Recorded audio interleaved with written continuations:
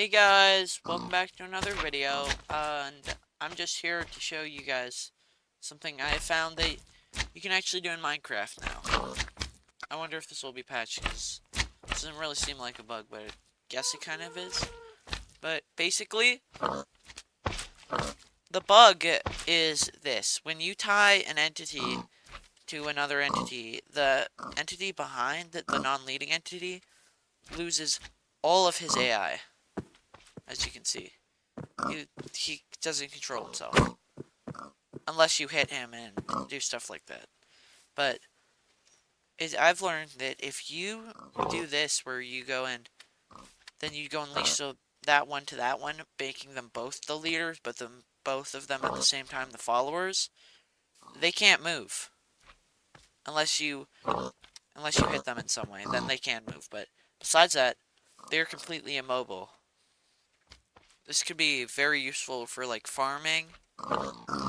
You can tie your two mobs together and make it so you can come in there and you don't have to deal with them getting away.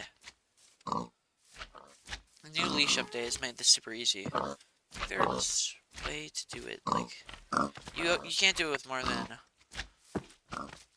more than one really.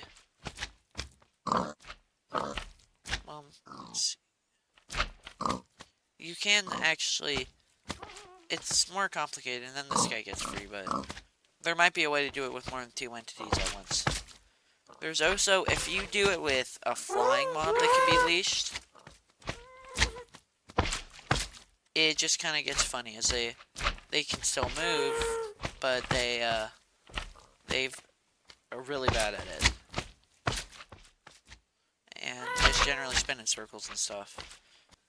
This could be very useful for things like keeping a mob that you don't want moved. Like, you can use this on iron golems. You can use this on, like, if you had an iron golem, you could use it on. You could disable an iron golem. If you don't want him to move or stuff, this could be useful. Well, then again, they gain back their AI if you attack them. Unless you or if they have something to be aggroed on. Then they gain back their AI.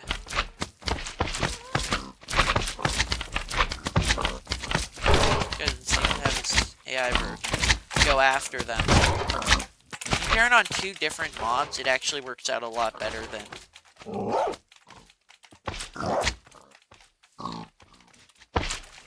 So if I annoy this dog. So you can see he can jump. He can jump, but that's his only ability to move. He cannot directly move himself. I don't know how this seems to just disable their main AI for movement. It's very useful. You can, pretty sure it also seems to work with iron golems, and iron golems have no way to move on their own. So you can see it's super easy to farm him, as he can't really move. Don't want to kill the pig though, or else it's screwed. And voila, you can use that to farm mobs that usually can be super annoying. Use on those. Another thing with this update, that I didn't mean to prove with this guy, is that kidnapping anything or moving villagers has become so much easier. If you're the type of guy that likes to kidnap villagers and turn them into zombies, it's become super easy. So you just gotta get a happy guest and lead them up with a boat.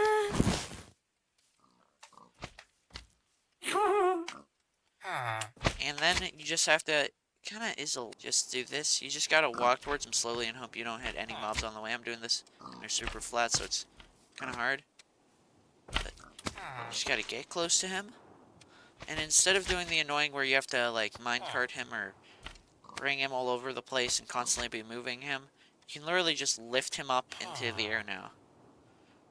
He's completely useless. This could be, find like some way, this has a lot of potential for new farms. With all the things you can do with this update. See, he's stuck here, so you could use this to create an iron farm. You need a lot of happy guests, though.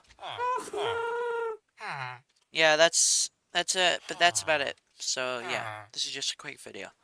on all the new interesting stuff you can do, like you can't leash villagers, but the fact that you can leash mobs together now and break their AI completely, that's interesting. But yeah, peace.